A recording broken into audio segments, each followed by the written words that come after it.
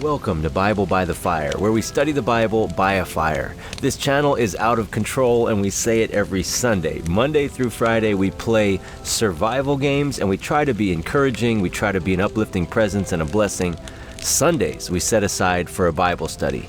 See your scars as your strength. That's what we're calling the Bible study today. See your scars as your strength. There was a city-state that was always independent, never able to be conquered by the Persian Empire, way back just before the time of Christ. And the king of this city-state needed to send a small group of soldiers on an important mission. It would take a few months. They would be traveling difficult terrain, hundreds of miles they would cover.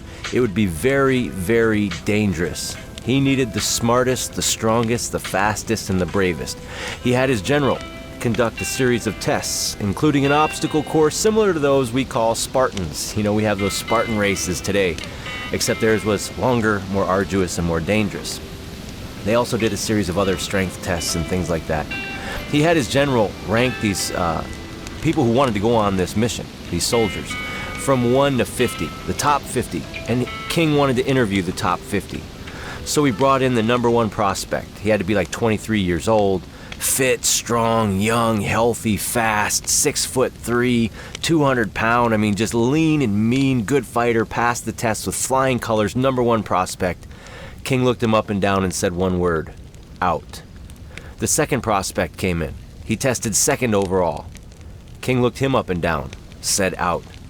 Third, fourth, fifth, all the way on through 10th, all the way through 15th, all the way through 18th, just like him. 6'4", 6'3", 6'5", strong, fast, healthy. Their scores, their measurables were through the roof. King looked at them and said, out. You're not going. Finally, the 19th finisher came in. He was older, close to 50 years old or so. The king looked him up and down, said in. You're going. He found 11 others, some of them as low as ranking in the 40s out of 50. He brought these 12 before him, and he looked at them and he said, men, do you know why you were selected? You weren't the fastest, you weren't the strongest, you weren't the youngest, you weren't the most agile. Why did I select you? And they looked at each other. One of the men was in his 50s. He only had one good eye. He had a scar from his forehead through his eye, down interrupting his beard. 53 years old or so. Not as fast as he used to be. Not as pretty as he used to be. And he looked at the man next to him, similar in age, but he looked him up and down and he noticed on his left hand his pinky and his ring finger were gone. He leaned forward to see his right hand and noticed the pinky on his right hand was gone, and he made this man out to be a shield holder, an old school shield holder.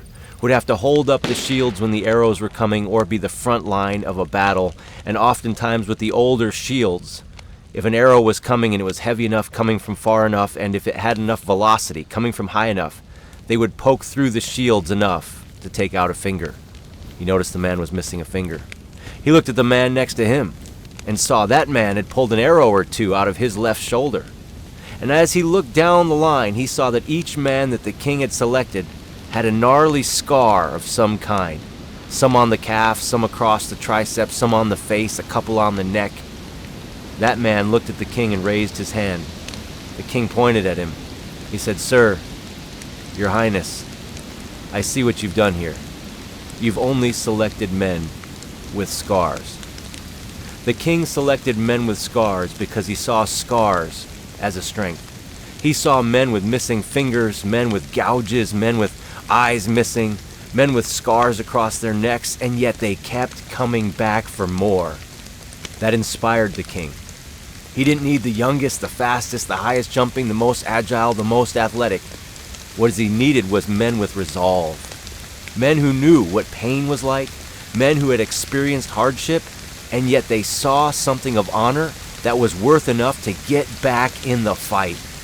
And that was inspirational. That was the kind of man he needed to go on this mission.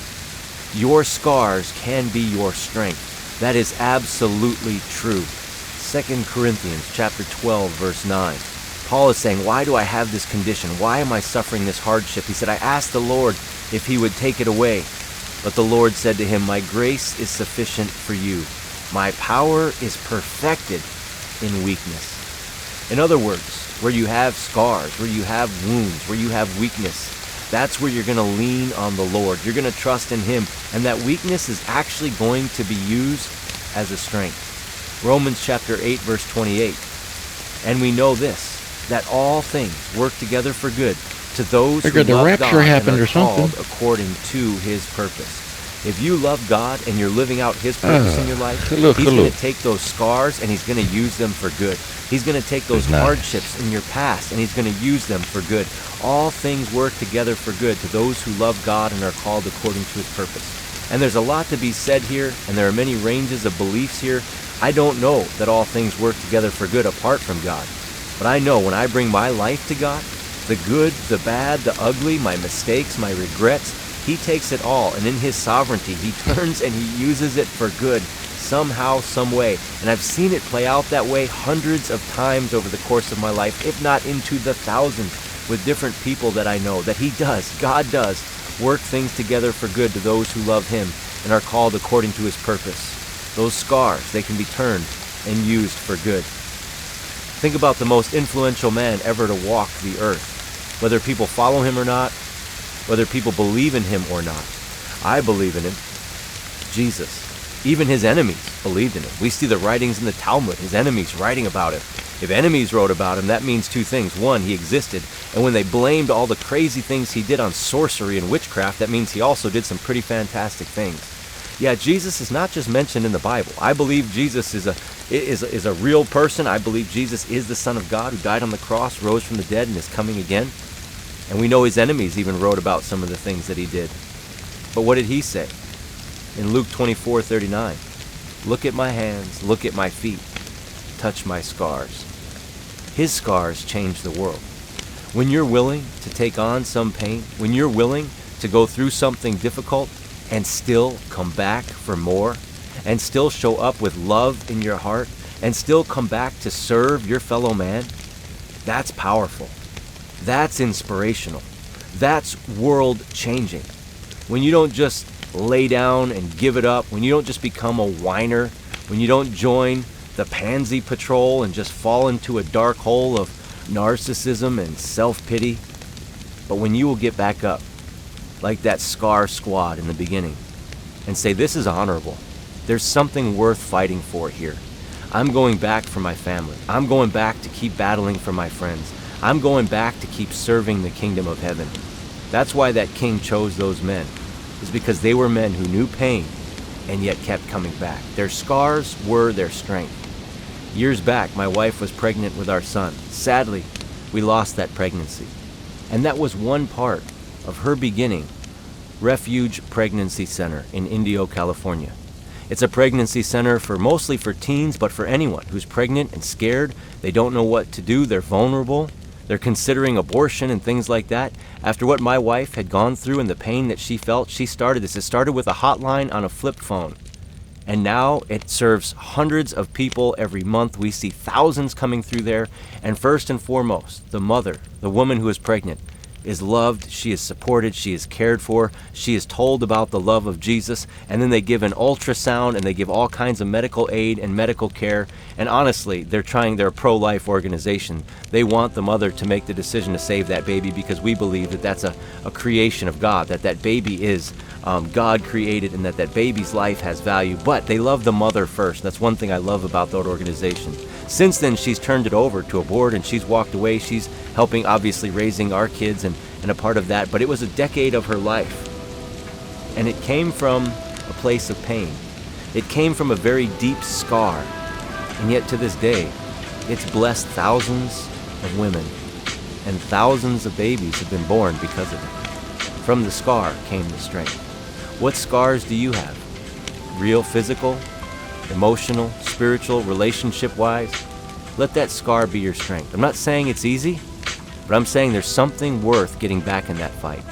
There's something so honorable and valuable. You are honorable and valuable in the eyes of God and in the kingdom of heaven. So take that scar and say, God, somehow, some way, let this scar be my strength, and let it reach others in a way that helps them enter your kingdom. That's a blessing and an encouragement to them that gives others strength as well. Well, I'm glad you chose to listen to this Bible study by the fire. There's a whole playlist of them linked below and on your screen, probably appearing right about now. And until next week, keep carrying the fire.